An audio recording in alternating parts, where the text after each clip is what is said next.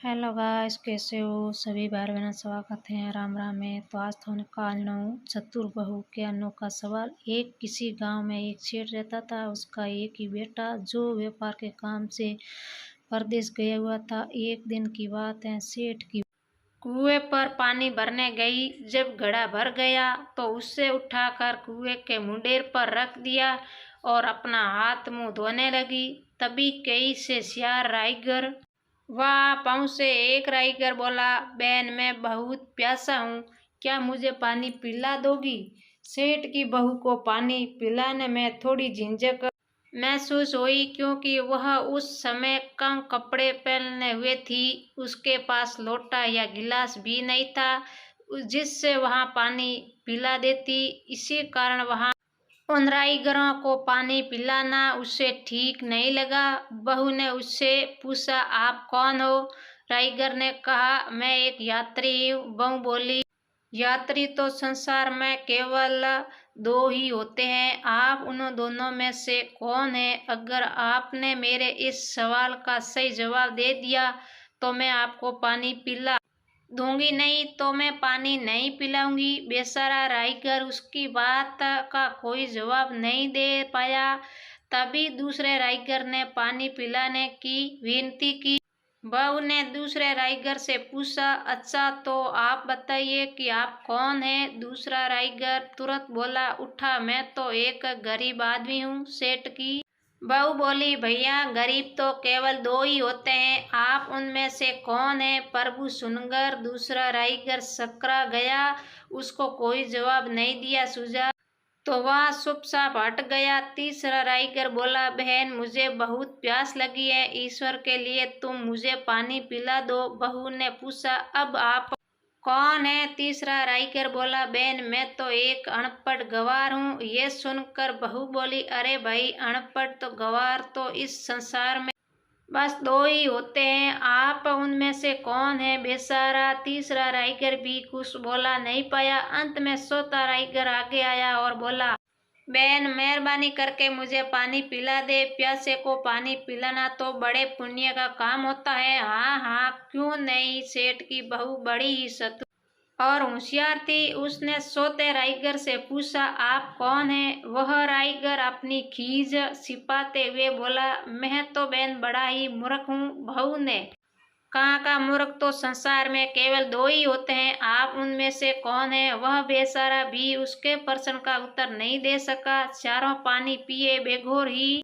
वहां से जाने लगे तो बहू बोली, यहाँ से थोड़ी ही दूर पर मेरा घर है, आप लोग कृपया वहीं चलिए, मैं आप लोगों को पानी पिला दूंगी। चारों राइगर उसके घर की तरफ चल पड़े। बहू ने इसी बीच पानी का घड़ा उठाया और छोटे रास्ते से अपने घर पहुंच गई। उसने घड़ा रख दिया और अपने कपड़े ठीक तरह से पहन लिए। इतने में वो चारों राइगर उसके घर पहुंच गए। बहू ने उन सभी को गुड़ दिया और पानी पिलाया। पानी पीने के बाद वे राइगर अपनी राह पर चल पड़े। सेठ उस समय घर में एक तरफ बैठा यह सब देख रहा था। उससे बड़ा दुख हुआ। वह सोचने लगा, इसका पति तो व्यापार करने के लिए परदेश गया है और यह उसकी गैर हाजिरी में पराए महेंद्रों को घर बुलाती है, उनके साथ हंसती बोलती है, जिससे तो मेरा भी निहाज नहीं है। ये सब देखकर मैं चुप रह गया तो आगे से इसकी हिम्मत और बढ़ जाएगी। मेरे सामने इससे किसी से बोलते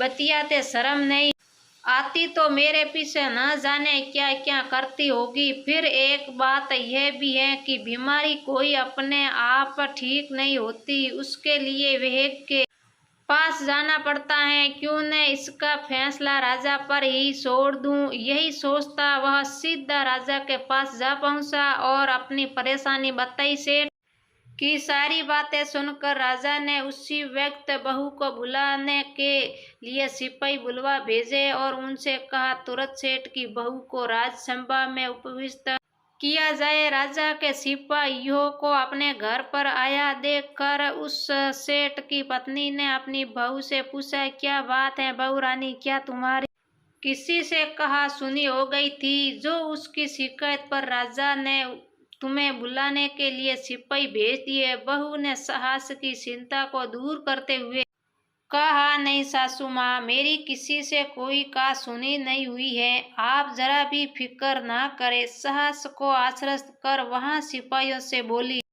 तुम पहले अपने राजा से यह पूछ कर आओ कि उन्होंने मुझे किस रूप में बुलाया है, बहन बेटी या फिर बहू के रूप में। किस रूप में मैं उनकी राजसभा में जाऊं। वत्तू की बात सुन सिपाही वापस चले गए। उन्होंने राजा को सारी बातें बताई। राजा ने तुरंत आदेश दिया कि पालकी लेकर जाओ और कहना है कि उसे बहू के रूप में बुलाया गया है। सिपाहियों ने राजा की आज्ञा के अनुसार जाकर सेठ की बहू से कहा, राजा ने आपको बहू के रूप में आने के लिए पालकी भेजी है। बहू उसी समय पालकी में बैठकर राजसभा में जा पहुंची। राजा ने बहू से पूछा, तुम दूसरे परसों को घर क्यों बुला लाई जबकि तुम्हारा पति घर पर नहीं है। बहू बोली, महाराज मैंने तो केवल कर्तव्य का पालन किया।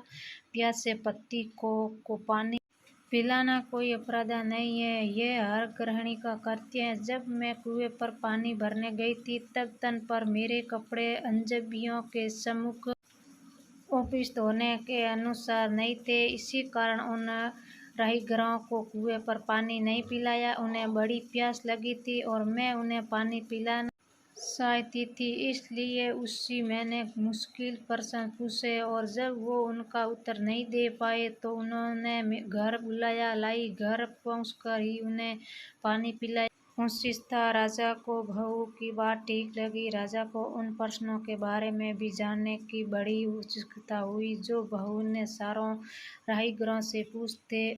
राजा ने सेठ की बहू से कहा, भला मैं भी तो सुनूं कि वे कौन से प्रश्न थे जिनका उत्तर वे लोग नहीं दे पाए। बहू ने तब वे सभी प्रश्न दूसरा दिए। बहू के प्रश्न सुन राजा और सभासद चकित हार गए। फिर राजा ने उससे कहा, तुम खुद ही इन प्रश्नों के उत्तर दो, हम अब तुमसे यह जानना चाहते हैं। बहू बोली, महाराज मेरी दृष्टि में पहले प्रश्न का उत्तर है कि संसार में सिर्फ दो ही यात्री हैं, सूर्य और चंद्रमा। मेरे दूसरे प्रश्न का उत्तर है कि बहू और गाय।